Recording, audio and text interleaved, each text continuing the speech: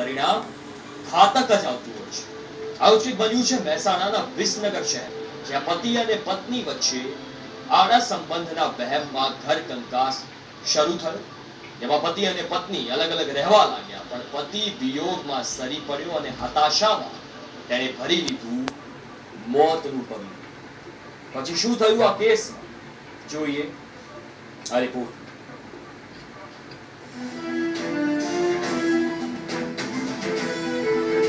આડા સંબંધોનું એટલું ગંભીર પરિણામ આવતું હોય છે કે એક પરિવાર તહેસ નહેસ થઈ જાય છે અને આડા સંબંધના વહેમમાં એક પતિ આઘાતમાં સરી પડે છે. બાદમાં તેની પત્ની વિયોગમાં આત્મહત્યા કરી લે છે. આવું જ બન્યું હતું મહેસાણાના વિસનગર શહેરમાં. આડા સંબંધની શંકામાં પતિએ કર્યો આપઘાત.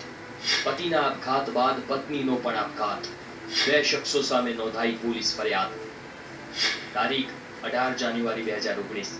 સ્થળ વિસનગર, મહેસાણા. ઘટના પતિનો આપઘાત. સતકૃપા સોસાયટીમાં રહેતા અક્ષય પટેલના લગ્ન હોલાલની જ્યોત્સના સાથે થયા હતા. તેમના લગ્ન જીવનમાં 3.5 વર્ષનો પુત્ર પણ હતો. ત્યાં જ અચાનક અક્ષયને તેની પત્નીના મિત્ર દીપ સાથે આડા સંબંધો હોવાની વાત મળી, જેથી પતિ પત્ની વચ્ચે ઘર સંસારમાં ખટરાક શરૂ થયો. જે બાદ પત્ની પતિનું ઘર છોડીને પિયર હાલોલ રહેવા ગઈ હતી. આ દરમિયાન પત્નીના વિયોગમાં અને હતાશામાં સરી પડેલા અક્ષયે ગળે ફાંસો ખાઈને મોતને વાલું કરી લીધું, જેની જાણ હાલોલમાં રહેતી તેની પત્નીને થઈ ગઈ, જેથી પત્નીએ પણ બીજા દિવસે એટલે કે 19 જાન્યુઆરીના રોજ ગળે ફાંસો ખાઈ લીધો. આ પતિ પત્ની વિયોગમાં મોતને વાલું કરતા એક ઘર સંસાર તહેસ નહેસ થઈ ગયો. મા બાપના છોકરાએ અડાડે કે આપઘાત કરેલો.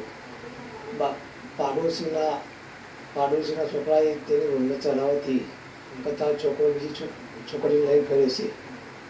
એના કારણે બાપે આપઘાત કર્યો. બીજા તારે ખોટું લાગે તો વહુએ આપઘાત કર્યો. પછી ભાઈ એ રીતે ફરિયાદ અડાડે કે આપી, પણ પોલીસવાળા આજ સુધી રખડાય છે. અમે મહિના પહેલા કહેવા ગયેલા તેમના પપ્પાના કાકાને, છોકરાના પાડોશીના, તો એમને કહ્યું કે મારા છોકરાનો લોહીના ગુણ નથી આવા. આ બાબતે મૃતકના પિતાએ આડા સંબંધ રાખનાર દીપ પટેલ અને તેના કાકા ગોપાલ પટેલ સામે ફરિયાદ કરી છે. મૃતકના પિતાએ ફરિયાદમાં જણાવ્યું છે કે દીપ પટેલ પુત્રવધૂને ફોન કરીને કાન ભંભેરણી કરતો હતો, જેને કારણે પતિ પત્ની વચ્ચે અવારનવાર તકરાર થતી હતી, જેથી આ તકરારથી કંટાળીને પુત્રએ આત્મહત્યાનું પગલું ભર્યું છે. જેની સામે ફરિયાદ નોંધાઈ છે તે ગોપાલ પટેલે મૃતકના પિતાને ધાક ધમકી પણ આપી હતી.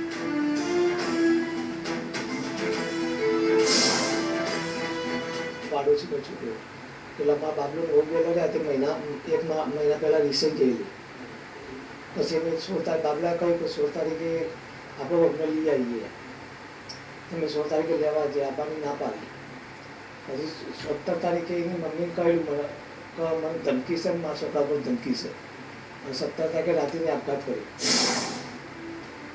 આ આડા સંબંધના વહેમમાં એકના એક પુત્રએ આત્મહત્યા કરી છે, જેને લઈને એક પરિવાર નોંધારો બની ગયો છે. સાથે જ આત્મહત્યા માટે જવાબદારો સામે વિસનગર પોલીસમાં ફરિયાદ નોંધાઈ છે. ત્યારે વિસનગર પોલીસે બંને વિરુદ્ધ ગુનો નોંધીને ધરપકડના ચક્રો ગતિમાન કર્યા છે. મનીષ મિસ્ત્રી, ક્રાઇમ વોચ, મહેસાણા.